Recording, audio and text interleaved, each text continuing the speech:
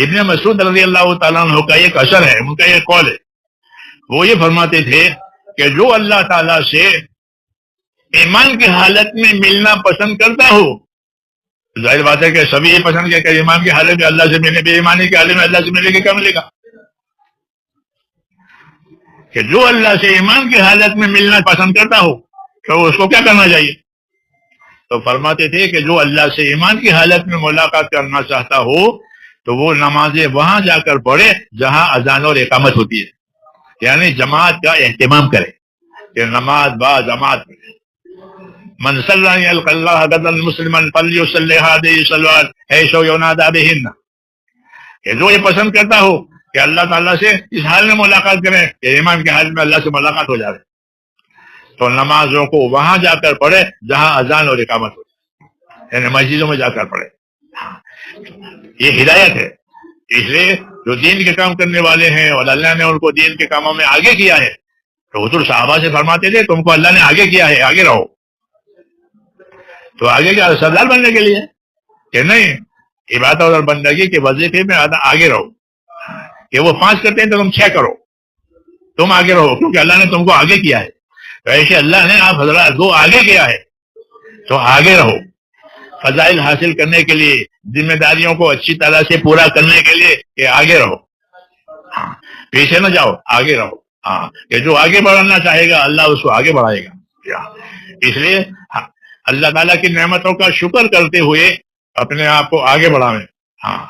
فلاح میں تو آگے نہیں بڑھا سکتے اس لیے کہ فلاح تو طے ہے، لیکن اس سے علاوہ دوسرے کاموں میں، عبادتوں میں، خدمتوں میں، ذکر میں، تلاوت میں اپنے آپ کو آگے بڑھا۔ جی ہاں، فلاح تو جو ہے وہی ہے، اس میں تو آگے کوئی نہیں بڑھ سکتا کہ میں نماز اتنی ہے، زکوٰۃ اتنے ہے، روزے اتنے اور اتنے، لیکن اس کے علاوہ جو ہے، اس لیے تبلیغ ہضم ہوئی ہے، اس کی علامت ہے کہ تبلیغ ہضم ہوئی ہے، کہ تبلیغ ہضم ہوئی ہے تو اس کی کیا علامت ہے کہ عبادت میں زیادتی ہو گئی۔ فرائض بھی ادا ہو رہے ہیں، نوافل بھی ادا ہو رہے ہیں، اشراق بھی ہو رہی ہے، تاج بھی ہو رہی ہے، وافل بھی ہو رہی ہے، تہجد بھی ہو رہی ہے، صلاۃ الحاجت بھی ہو رہی ہے، تحیۃ الوضو بھی ہو رہی ہے، مسجد میں گئے تو تحیۃ المسجد پڑھ رہے ہیں۔ جی ہاں، سفر میں جانے سے پہلے 2 رکعت گھر میں پڑھی ہے۔ کہ عبادت کی کثرت، عبادت کی کثرت ہو گئی، یہ علامت ہے کہ دعوت ہضم ہوئی۔ آپ نے فضائل کی کتابوں میں اور حکایت صحابہ میں پڑھا ہوگا کہ ابو بکر رضی اللہ عنہ جب مسلمان ہوئے اور حضور کے ساتھ کام میں لگے تو انہوں نے اپنے گھر کے سامنے مسجد بنائی، یعنی فضائل میں، یعنی نماز پڑھنے کی ایک جگہ بنائی اپنے گھر کے سامنے، اور پھر اس میں اللہ تعالیٰ کے سامنے عبادت اور گرا و جاری اور یہ کرتے تھے۔ تو مشرکین کے بچے اور ان کی عورتیں متاثر ہوتی تھی، اس لیے انہوں نے اس کی مخالفت کی، یہ عمل کرو۔ تو یہ ابو بکر صدیق کا ایک علامت ہے کہ جب یہ جن کو ہضم ہوگی یہ بات وہ یہی کرے گا۔ چنانچہ صحابہ رضی اللہ عنہ کثرت سے عبادت کرتے ہیں۔ تراہم رکعا سجدا یبتغون فضلا من اللہ ورضوانا، یہ بات کہ تم اصحاب محمد کو دیکھو گے تو کیسا پاؤ گے کہ رکوع کرنے والوں میں پاؤ گے، سجدہ کرنے والوں میں پاؤ گے۔ یہ ان کی تعریف کی ہے کہ وہ کثرت سے عبادت کرنے والے تھے، کہ ان کے پیشانیوں پر نشان پڑ جاتے تھے سجدوں کے، جیسے بکری کے گھٹنے ہوتے ہیں۔ بکری کے گھٹنے دیکھے، بکری کے گھٹنے خاکی رنگ کے ہو جاتے ہیں۔ اب جا کے دیکھنا، مثال سمجھانا مشکل ہو گیا، اتنی شہریت آ گئی۔ جی ہاں، اب مثال سمجھا دو کہ سمجھانا آپ کو، وہ مثال رکب الماز کہ تم ان کی پیشانیاں دیکھو گے تو بکری کے گھٹنے کی جیسے ہوگی۔ تو بکری کا گھٹنا دیکھنا، وہ زمین پر گھس گھس کر کے اس گھٹنے کا رنگ خاکی ہو گیا ہے، مٹی کے جیسا ہو گیا، کیونکہ وہ پہلے گھٹنا ٹیکتی ہے بس بیٹھنے کے لیے بکری۔ جی ہاں، تو کہا ان کی پیشانیاں ایسی ہو گئی تھی جیسے بکری کے گھٹنے، اتنے سیدھے کثرت سے ہوتے، مثل رکب الماز، یہ تعریف کیا۔ کیوں؟ یہ حضرات کثرت سے عبادت کرنے والے تھے، نوافل پڑھنے والے۔ جی ہاں، یہ نوافل میں کثرت، فرائض کی تو حد ہے، اس سے 1 رکعت بھی زیادہ نہیں ہو سکتی، 3 ہے تو 3، 2 ہے تو 2، 4 ہے تو 4، لیکن نوافل، یہ نوافل میں کثرت ہے، اس لیے تبلیغ کے ہضم ہونے کی علامت ہے کہ تبلیغ ہضم ہو رہی ہے، یہ عبادت بڑھ گئی. ہاں صحابہ کرام ان کی عبادت بڑھ گئی نمازوں میں، روزوں میں، صدقہ خیرات کرنے میں. ہاں وہ فرضوں کو نہیں دیکھتے تھے، فرض تو فرض ہے ہی، وہ تو کرنا ہی پڑے. اس کے علاوہ غریب آدمی بھی محنت کر مزدوری کر کے اپنی مزدوری میں سے صدقہ کرنا. ہاں یہ صدقہ میری قبر کی ٹھنڈک ہے. کہ صدقے کا کیا فائدہ ہوگا؟ کہ صدقے کی وجہ سے قبر میں ٹھنڈک ہوگی.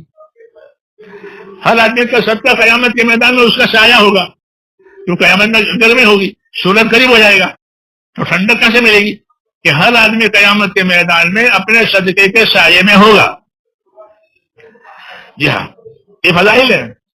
جی ہاں اور فضائل میں ذمہ داری سمجھائی گئی ہے. جی ہاں کہ اپنے صدقے کی حفاظت کرو. صدقہ فرض بھی ہوتا ہے، صدقہ نفل بھی ہوتا ہے، نماز فرض بھی ہوتی ہے، تو وہ صدقہ بھی کرتے تھے. کیوں؟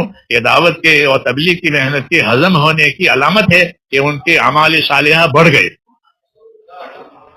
سمجھ آ رہی بات؟ ہاں یہ علامت ہے کہ اپنے اعمال صالحہ کو بڑھاؤ. ہاں کیوں کہ جو کرے گا اپنے لیے کرے گا. ہمارے حضرت فرماتے تھے، حضرت شیخ، ایک آدمی نے کہا ہمارے حاجی صاحب ایسا یہ ہے، ان کی تعریف کہ بھائی جو کرے گا اپنے لیے کرے گا. حاجی صاحب ہے تو اپنے لیے کریں گے. تو یہی بات ہے کہ من عمل صالحا فلنفسہ، کہ جو اچھا کرے گا وہ اپنے لیے کرے گا. کوئی اللہ پر تھوڑا احسان ہے، بلکہ اللہ کا احسان ہے کہ اللہ نے اس کو توفیق دی. اس لیے میرے دوستو اپنی زندگی استقامت کی بنانی ہے. مجھے کہنا ہے کہ اپنی زندگی انفرادی استقامت کی، کہ ہر عمل پر، ہر خیر پر اپنے آپ کو پابند کریں جتنے اللہ نے طاقت دی ہے. تو انفرادی زندگی کہ وہ استقامت پر، اور اجتماعی زندگی ہماری نصرت پر، کہ ہم مل جل کر اپنے دین کے مددگار بنیں.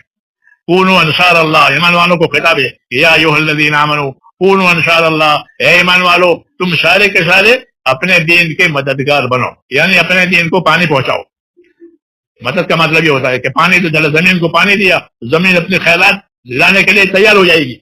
ایسے دین کو پانی دو کہ پھر دین کے اعمال اور دین کی چیزیں دنیا میں زندہ ہو جائے گی. اس لیے ہمارے ذمے اپنی ذات سے استقامت، کہ اپنے آپ کو پابند کرے، اور اجتماعی اعتبار سے اپنے دین کی مدد کرنا، کہ دین کے جو تقاضا ہو اس کو اوڑھنا اور اپنے طاقت کے مطابق اس تقاضے کو پورا کرنا، یہ نصرت کہلاتی ہے. اور یہ دونوں ذمہ داریاں اللہ تعالیٰ نے اس امت پر رکھی ہے کہ اپنے آپ کو پابند بھی کرو اور اپنے دین کے مددگار بھی بنو تاکہ دین آگے بڑھے. اللہ تعالیٰ مجھے بھی توفیق دے، آپ کو بھی.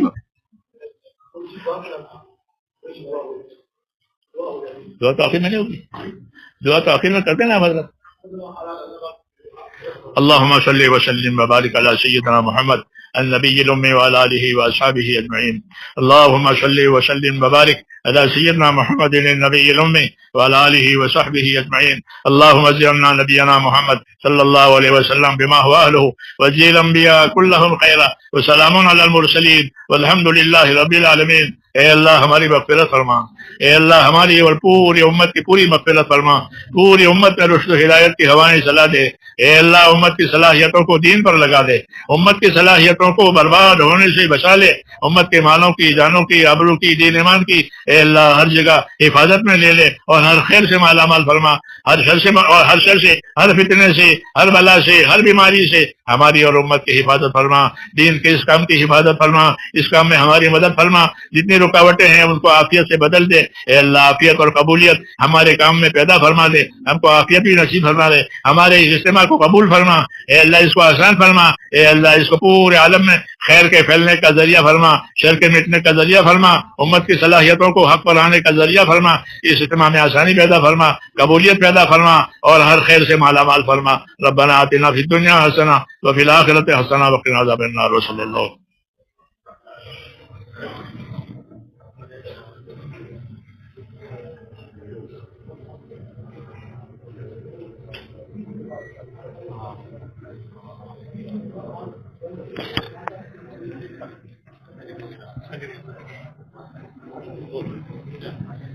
انشاءاللہ 8 بجے 40 منٹ میں نماز ہوگی.